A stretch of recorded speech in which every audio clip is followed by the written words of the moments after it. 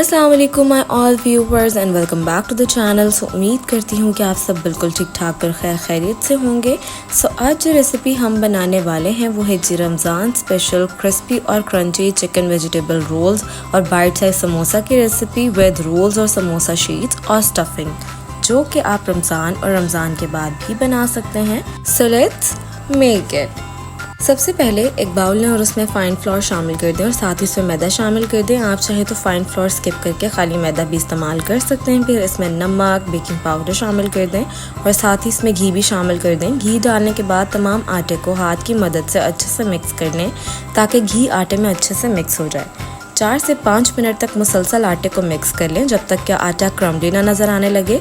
जैसे ही आटा क्रम्बली हो जाए तो इसमें पानी शामिल कर दें और हाथ की मदद से आटे को अच्छे से मिक्स करते जाएं और तकरीबन 6 से 7 मिनट तक आटे को इकट्ठा करते जाएं, यहाँ तक कि तमाम आटा अच्छे से यकजान हो जाए। जैसे ही तमाम आटा यकजान हो जाए तो अब आटे को तकरीबन 4 से 5 मिनट तक अच्छे से गूंद लें ताकि एक मुनासिब सी सेमी सॉफ्ट डो तैयार हो जाए।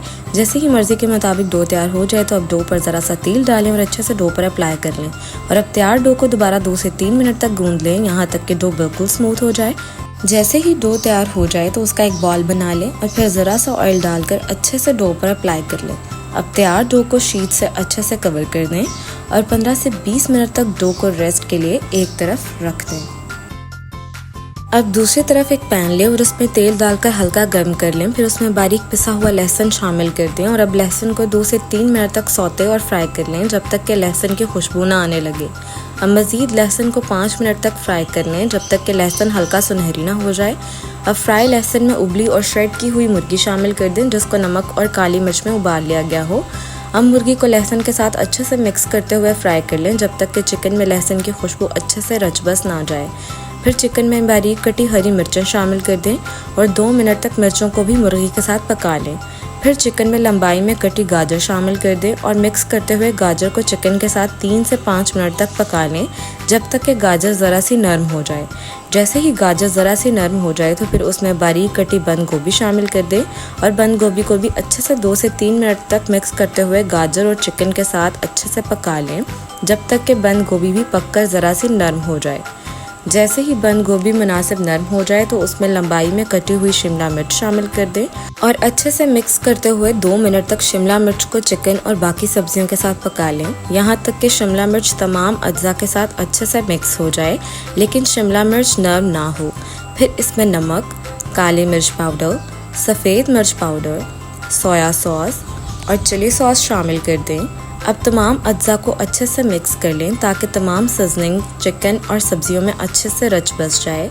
तमाम अज्जा और स्टफिंग को मज़ीद 3 से 5 मिनट तक पका लें जब तक कि तमाम सब्जियां मज़ीद नरम हो जाएं और सब्जियों का तमाम इजाफी पानी भी मुकम्मल खुश्क हो जाए। जब मर्ज़ी के मुताबिक स्टफिंग तैयार हो जाए तो तैयार स्टफिंग को एक साफ़ और खुश्क बाउल में निकालें और ठंडा होने के लिए एक तरफ रख दें। इस तैयार स्टफिंग को आप जैसे चाहे रोल, समोसा और सैंडविचेस में इस्तेमाल कर सकते हैं। तकरीबन 15 से 20 मिनट बाद जब डो अच्छे से नरम हो जाए तो डो को बाउल से निकाल लें और काउंटर टॉप पर रख दें और अब डो को दोबारा 1 मिनट तक गूंद लें और फिर से एक बॉल बनाकर रख दें। अब डो में से छोटे छोटे पोर्शंस लें और छोटे छोटे बॉल्स बना लें। तमाम डो के मुनासिब और छोटे छोटे डो बॉल्स बना लें। इस आटे से तकरीबन 24 से 25 बॉल्स बन जाएंगे। तमाम डो बॉल्स बना लें जैसे नज़र आ रहे हैं। जब डो के तमाम बॉल्स बन जाएं तो तमाम पेड़ों को ट्रे में एक एक करके रखती जाएं। जब तमाम पेड़े ट्रे में रख लें तो पेड़ों को क्लिंग रैप से अच्छे से कवर कर दें और तकरीबन 10 से 15 मिनट तक रेस्ट के लिए एक तरफ रख दें।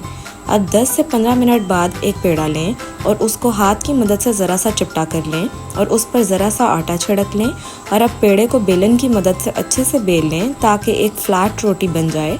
अब तैयार रोटी को एक तरफ रख दें। अब दूसरा पेड़ा लें और उस पर भी हल्का सा आटा छिड़क लें और उस पेड़े को भी बेल कर फ्लैट कर लें। याद रहे कि रोटी को जितना हो सके पतला बेल लें ताकि दोबारा बेलने में आसानी हो, ताकि शीट्स और भी ज़्यादा पतली बने। इसी तरह तीसरा और चौथा पेड़ा भी बेल लें और अब 5वां पेड़ा लें और उसको भी बेल कर फ्लैट कर लें। आप जितनी चाहें शीट्स को एक साथ बना सकते हैं लेकिन मैंने यहाँ पर 5 शीट्स को एक साथ बनाया है। तमाम फ्लैट ब्रेड्स को पतला बेल लें और बेली हुई तमाम रोटियों को एक तरफ रख दें। अब एक बेली हुई रोटी लें और उस पर ब्रश की मदद से अच्छे से घी अप्लाई कर लें। याद रहे कि अच्छे से घी को रोटी के अतराफ और सेंटर में अप्लाई करें और अब इस रोटी पर अच्छे से मैदा छिड़क लें और फिर इस रोटी पर दूसरी रोटी रख दें और अच्छे से प्रेस भी कर लें।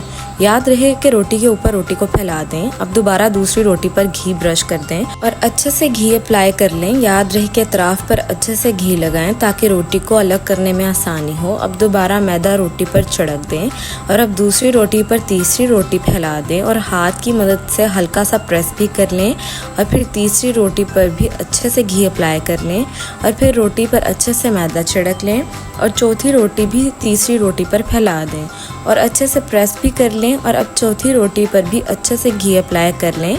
याद रहे कि रोटी पर कोई भी जगह घी के बगैर ना रहे।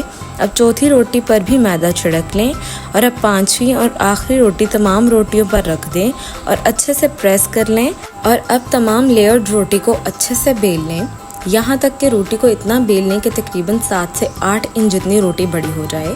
जैसे ही शीट्स मर्ज़ी के मुताबिक बेल लें तो दूसरी तरफ तवा गरम कर लें और बेली हुई रोटी गरम तवा पर डाल दें और हल्की आंच पर 1 से 2 मिनट तक पका लें और फिर पलट लें और मुसलसल हल्की आंच पर पका लें यहाँ तक कि रोटी हल्की सी पकना शुरू हो जाए।